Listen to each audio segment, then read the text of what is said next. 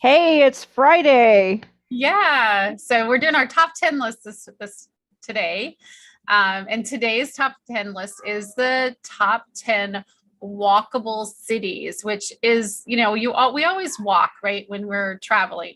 So let's just get started in which ones we have. So what's number Sure. one, April? So number one is Florence, Italy, and it's been a while since I've been to Florence, but Florence is just really a beautiful city in Italy.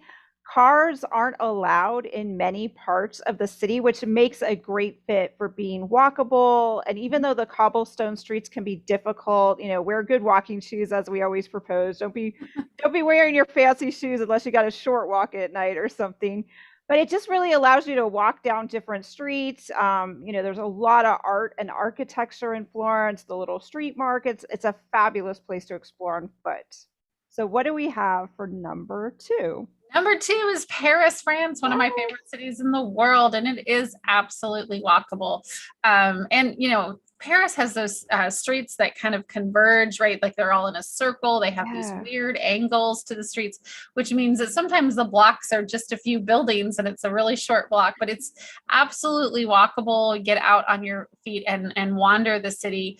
You might want to pick a couple of neighborhoods to try instead of walking the whole distance, but walk along the river, the Seine, and then, go to Notre Dame and walk through that area. There's so many places. In front of Versailles is the beautiful garden, or what am I thinking of? Not Versailles, the Louvre. There we go. The Louvre, right. Yeah, there's a beautiful garden there, which is also beautiful to hang out and just like sit and people watch.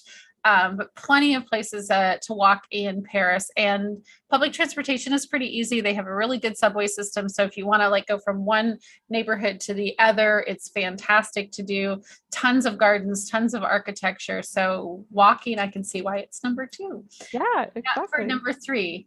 Number three is Dubrovnik, Croatia, and I've never been there. They're saying it's a beautiful hillside town. It's on the UNESCO World Heritage Site. It's right there on the Adriatic coastline. I can imagine it's just stunning from the photos I've seen. They Mhm. suggest walking the city's ramparts and medieval walls, which I know in Germany and other places in Europe they do. There's a walled city, and inside the wall is literally a walkway. So if that's what this is like, that would Oh, be really interesting. And it gives you, a way to see different neighborhoods. You can right. go, says you can go past the fountains, the old harbor. From the harbor, you can walk to the beach along the promenade. It just sounds amazing. And there's also a ferry that you can go over to a little island. So sounds like an amazing place to explore. So what Yep. do we have for number four, Cindy? Number four is New York City, my other favorite city. I think New York tops it, and then Paris is second, mostly because I've been to New York so many times. And New York is absolutely walkable. You could probably walk the whole length of the Manhattan, but you would be exhausted. But you could definitely walk the width of it pretty easily. But I would suggest that you just pick some of those neighborhoods. Go to Hell's Kitchen and wander around, or go down to like Little Italy and enjoy that space. And don't forget about going to Central Park. And Central Park is massive. As I said, I've probably been, I can't even count how many times, probably 20 times to New York. I should live there.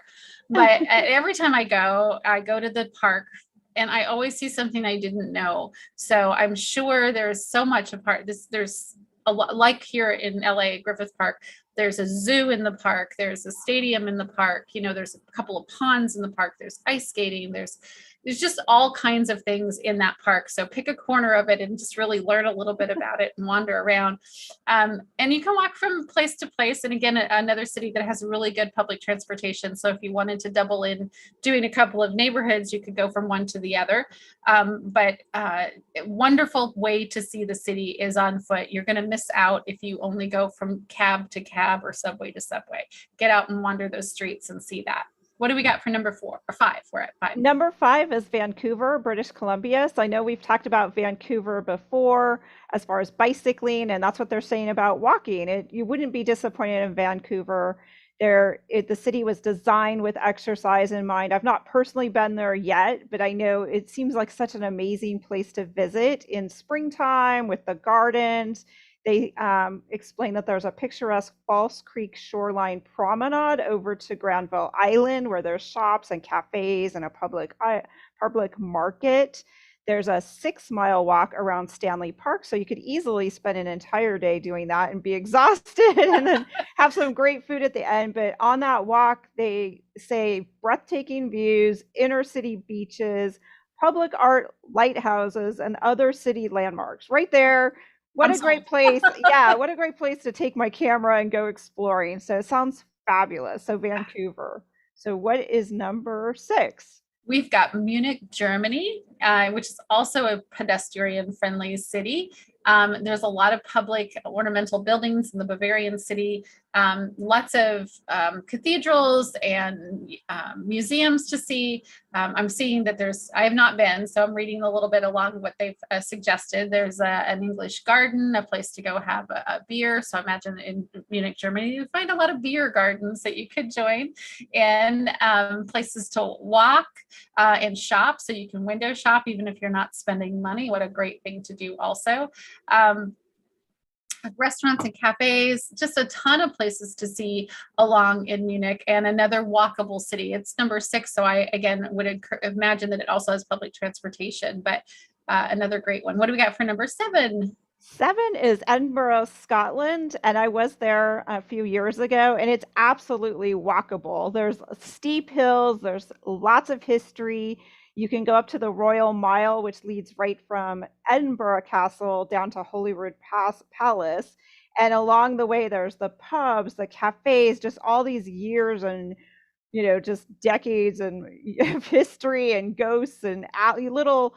They call them, they're not alleyways. They have a different name for them, but there's these little cut throughs that take you down different ways through the city. But it's just an amazing place to go. You're in Scotland, so it's a bit colder. I was there in June and still wore a jacket, but there's gardens and high points of the city to get views. You can go down by the river. There's a really good public transportation system there as well.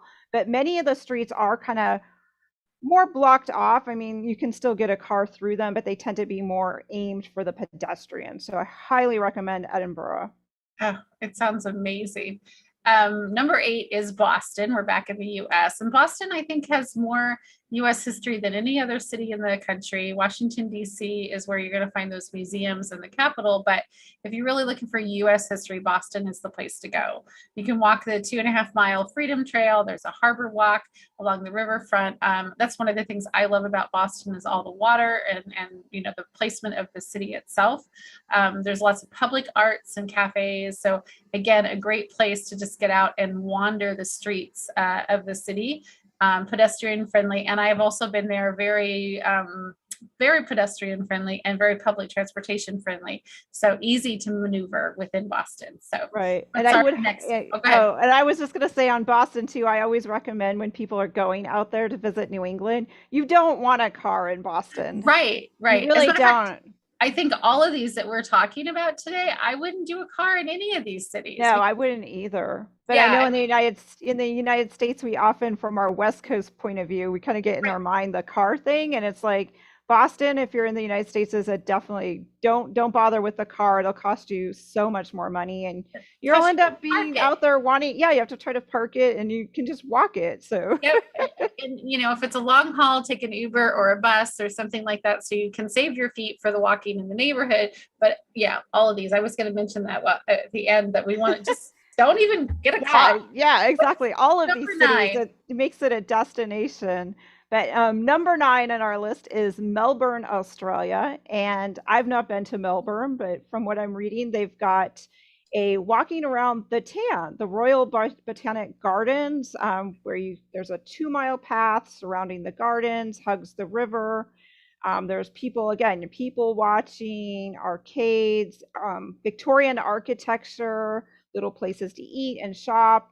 You can hit the beach. Just again, a really walkable city with lots to see and do. So if you get it over to Australia, why rent a car? Just enjoy the city and make it your destination with no car needed. Absolutely. So what do we got for number 10? We're staying in Australia. And the 10th one on the list is Sydney, Australia. And I've not been here either. But again, they talk a lot about public transportation because I think it's a pretty large city, but there's walkable neighborhoods where you can walk and see a lot. It's also positioned where there's water, which is one of my favorite things, whether it's a lake or river or ocean front, but there's lots of beachfront places to walk along the ocean and see, people watch. There's a number of, I've heard, and I don't know if it was listed here, but I know we've talked to some folks that there's a lot of nice hiking outside, like right on the peripherals of Sydney. So you can easily get out in nature a little bit in that space and get your walk and your steps in without walking necessarily on the cement area. But I just look at the cityscape. I love to walk in a city and just pop in and out of little shops or enjoy the architecture. So this sounds fantastic. There's some bridges to cross over, lots of places in Sydney, Australia. So that's 10. We've done them all. Yeah, we got them all done. I don't know if we had anyone commenting, since this was just a quick top 10 list. Yeah, I don't see any comments yet, but let's revisit that. So we were just talking about how you don't need a car. I mean, we talked about 10 locations, and Vancouver, New York, I can't say the Croatian, Paris, and Florence, Italy. Like, why get a car? Like, remember that, again, us Westerners who come from a place where we're really car heavy, especially Los Angeles, where I live, everybody thinks they need a car. You can just drop into these cities and be car free, right? Don't saddle yourself with the cost. You think you're giving yourself the freedom because you can hop in that car, but really you're tying yourself to parking. And you're also creating a bubble, which the whole point of travel is you want to get out and explore. And I lived in LA too for years and years, and the same thing, we were so tied to our cars. I started just picking neighborhoods and going and parking the car and spending a lot of time just walking, and you would see so much more, just the architecture, the neat little shop that you would have missed cruising by looking for your parking spot that you didn't even know was there, or these little neighborhoods that have so many great eateries of different cultures. So I really encourage, like Cindy and I often talk about, you don't need a car. Make the city, that's your destination, and figure out public transportation. Make that part of the fun. And if you need to take a cab or an Uber because you don't want to walk the distance, because maybe you look on your map and you're like, oh, that's a 2-mile walk, that sounds a little far, then do that over there. And I promise you that that's going to be less expensive than running the car. So, 1 or 2 Ubers a day will be cheaper. Even if you did 4, probably would be cheaper than the daily rental cost of your car. And then on top of that, the parking. So most of these cities, because New York is definitely one of those. Boston is going to be another one where the parking is scarce. And so you're not going to find it close. You're going to walk anyway. Exactly. Well, and Paris too. I mean, I saw cars in Paris, but like they're literally parking on the edge of the sidewalk. I loved how over in Paris, it doesn't matter when you're trying to get your car in a spot. I literally stood on the sidewalk one night because this guy parking his car, he pushed the car in front of him ahead a little, then he pushed the car behind, and that's just acceptable. No one in that restaurant came out and started screaming and yelling. If that happened in LA, oh my God, there'd be hysteria. And it's funny that you mentioned that, because my daughter and I sat in a cafe for breakfast one time and watched this massive truck, and it probably wasn't that big, but it was way so big for the little narrow street we were on. And he was literally like going up and over the sidewalk, and the guys were coming out and, they're moving their chairs and in off the sidewalk because this truck can't get through. So don't be part of that problem. And if they have public transportation, use it. There's tons of YouTube videos. I'll say that about public transportation. If you're going to a city like Paris or New York or Boston or Munich or whatever, go online and look up for a video on how to use public transportation in that city. Somebody's done one, I promise you. They're going to show you what the card looks like, because this is the LA card. Like, they'll show you what the tap card looks like. They'll tell you how to buy one, like how much it costs. In Paris, they use a different system. Like, you have to know what neighborhoods you want to be in, which arrondissement you want to go to. And you have to buy it based on like the region of Paris you're going to use it in, and all of that. But you can get a little educated on that. And you come home and you have all this, you have a skill, you had an adventure. Definitely try using some of that public transportation to take the long hauls. And I'll say that's one of the first things I do in a walkable city where I'm going to be. The first thing I do is I get public transportation card, whatever that is, put a little bit of Right. money on it or buy it for a couple of days so that if I am walking and I'm quite a ways away and my feet are just like, done, Yeah.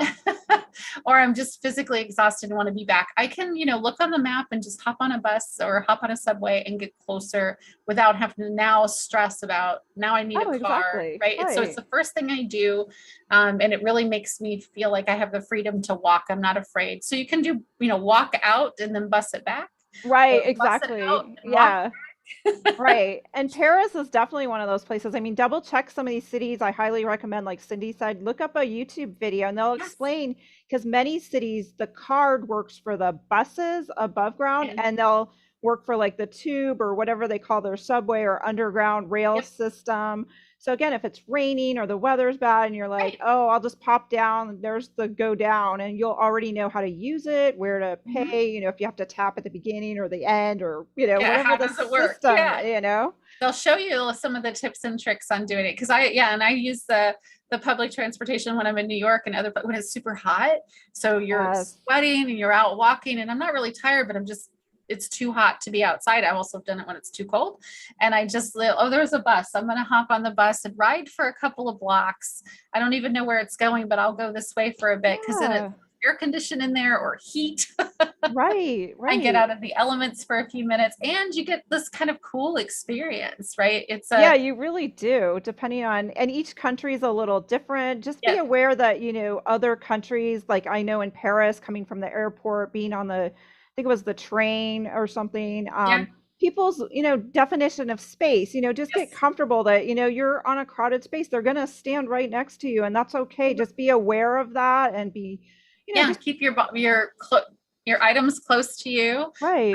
and yeah, just be aware of the space because that's really, and it's the same thing when you're walking too. Because if you're in a big touristy area, there's lots of people mulling around. You need to have awareness in your head up, looking at who's bumping into you and Right. what's happening. It's very similar in public transportation, but yeah, So I much have fun though, and it's such a great yes. experience. Like, whether it's Paris, you get to meet the locals. Maybe they're Mhm. going to work, coming from work. Sometimes they'll engage you, sometimes they won't because they're just, they're doing their day. You don't, Right, but you right. can see them. They've got their, they picked up their bread for the day and their Yes. coffee, and Yeah, it's fun to be a part of the local experience. yeah, of them like coming home from work or bringing their children home from school, and they're all just kind of mulling around. Yeah, you feel like you're part of the experience and part of what's happening. So the walkable cities, I'm so glad we did this one because Yeah. so many great places to just get out and wander. And even if it doesn't say it's walkable, I bet it is walkable. I've walked places that they wouldn't say is walkable, but Right, and there's more than 10 cities that are really yeah. great places to get walking and explore. So, thanks everyone for joining us. This was fabulous. If you like the content or have comments about other cities, drop them below. Please like and subscribe so we can keep bringing you this great content. Tomorrow, Cindy and I are hosting a Birds of a Feather event, and we have that posted on our Facebook group, the Travel Collective, which is open to all of you to join if you're on Facebook, or you can find the link on our meetup groups. Starts at 9 a.m. Pacific, and you'll literally get to chat with other travelers from Yes. around the world. So, Wonderful. see you tomorrow. See you all tomorrow. See you